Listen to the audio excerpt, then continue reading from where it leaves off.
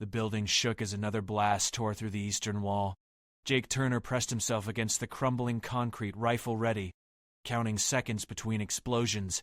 The rebel forces had this entire sector locked down, and he was walking straight into their stronghold. Command said the Vellan Princess was being held in the basement levels. Command also said this was a suicide mission, but they didn't say that part out loud. Jake moved through the smoke-filled corridor, stepping over debris and abandoned weapons. The intelligence photos showed Princess Kira as elegant, regal, untouchable, another alien dignitary caught in humanity's endless proxy wars across the colonies. He'd done a dozen extractions like this. Get in, get the target, get out. Don't ask questions, don't get attached. The basement door hung off its hinges. Jake descended the stairs in silence, every nerve on fire. At the bottom, in a makeshift cell behind rusted bars, she sat with perfect posture on a metal bench. Princess Kira of the Vellan Empire. She looked exactly like her photo, silver skin gleaming faintly in the dim light, dark eyes that seemed to hold tired galaxies. But something was wrong. She wasn't frightened. She was smiling. "You came," she said softly, her voice carrying a strange warmth. "Jake Turner, I knew you would." He froze. "How do you know my name?"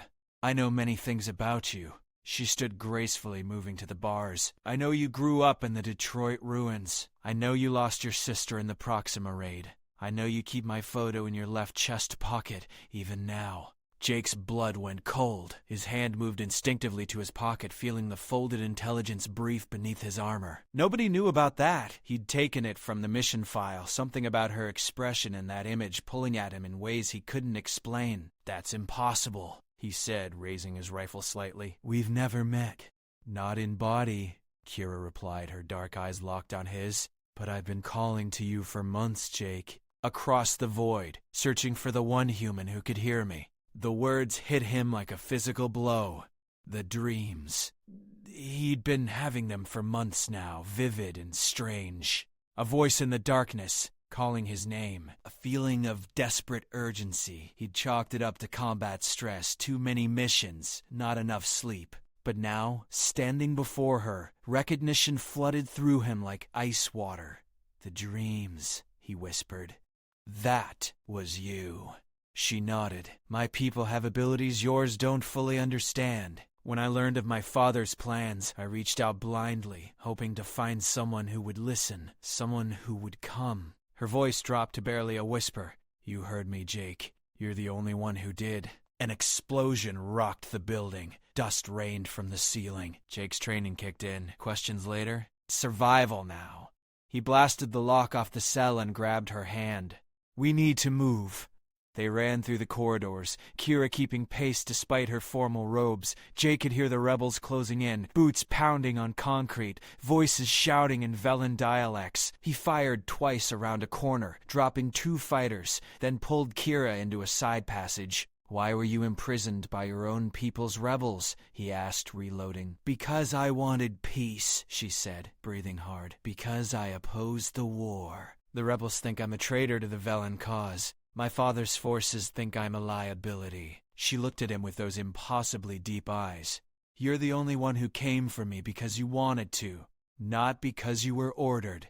"I was ordered," Jake said flatly. "But you would have come anyway," Kira said, "because you felt it too. The pull, the connection." He wanted to deny it, but she was right. When the mission brief came through, he'd volunteered before anyone else could speak. Something about her photo, her file, had resonated in a way that defied logic. They reached a shattered window overlooking an alley. Jake scanned for hostiles, then helped Kira through. As they dropped to the ground, a voice called out behind them. "Stop right there!" Jake spun, rifle up. A Vellan rebel commander stood in the window, weapon aimed but not firing.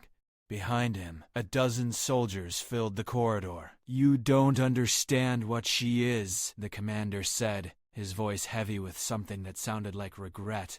"What her father has done." "Enlighten me," Jake said, keeping Kira behind him. The commander's expression hardened. "Emperor Thane started this war deliberately. Not for territory, not for resources.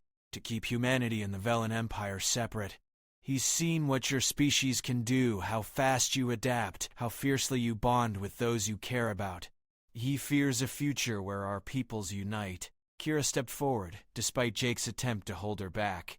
It's true, she said quietly. My father believes humanity is the greatest threat to Vellan dominance. Not through conquest, but through alliance, through connection.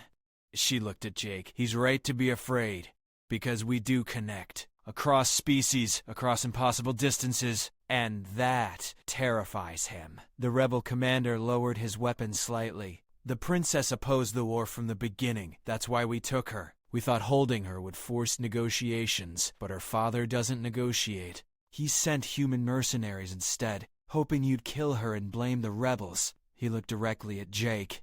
You were never meant to succeed in rescuing her. You were meant to die trying. Jake felt the weight of it settle over him. A setup. Not just a mission, but a calculated move in a larger game. But Kira had known, called to him specifically across the void, because she needed someone who would choose her over orders. So what now? Jake asked. The commander studied them both. Now the princess makes a choice. Return to her father and become a puppet in his war. Stay with the rebels and remain a prisoner. Or I forge a new path, Kira said firmly. She turned to Jake, and in her eyes he saw the same determination he'd felt in those dreams, that relentless pull toward something greater, with someone who proved that the connection between our peoples is real. More explosions lit up the sky, Imperial forces closing in. The rebels would be overrun within the hour. Jake made his decision. We're leaving, together, and we're gonna tell everyone what's really happening here. The rebel commander smiled grimly. Then you'll need help.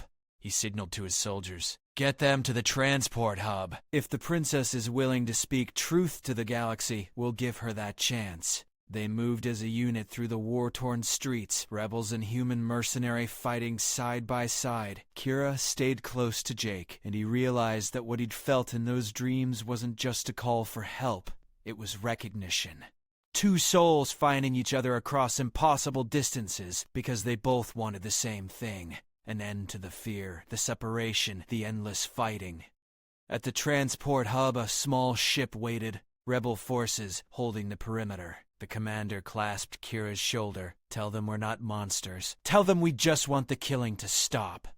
I will, she promised. As they boarded, enemy fire erupted across the landing pad. Jake returned fire, covering Kira as she reached the ship's entrance. A shot grazed his shoulder, but he barely felt it. All he felt was her hand pulling him inside, her voice calling his name, just like in the dreams. The ship lifted off, rebel forces scattering below. Through the viewport, Jake could see the city burning. So much destruction.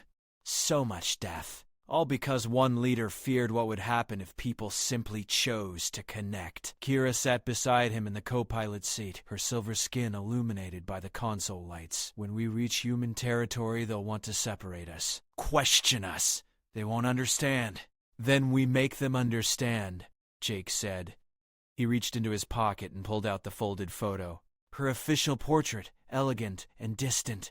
He looked from it to the real woman beside him, whose eyes held warmth and determination and hope. You kept it close to your heart, she said softly. Yeah, he admitted. Even before I knew why. She placed her hand over his, because some connections transcend logic, transcend species, transcend everything we're told should divide us. She smiled.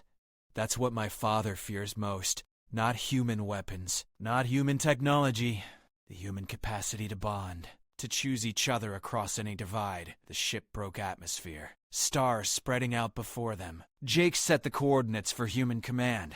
What they were about to do would change everything. Kira would request asylum. She would testify about her father's true intentions. She would propose an alliance that had never existed before. And it all started because she'd whispered into the void and he'd been listening. They're going to ask how we knew to trust each other, Jake said. Kira squeezed his hand. Tell them the truth. That trust isn't built on logic or treaties or carefully negotiated terms. It's built on moments like this. One person reaching out in the darkness and another person choosing to answer. Behind them, the war-torn colony world grew smaller. Ahead, human space stations glittered like distant promises. Jake thought about his sister, lost in a senseless raid.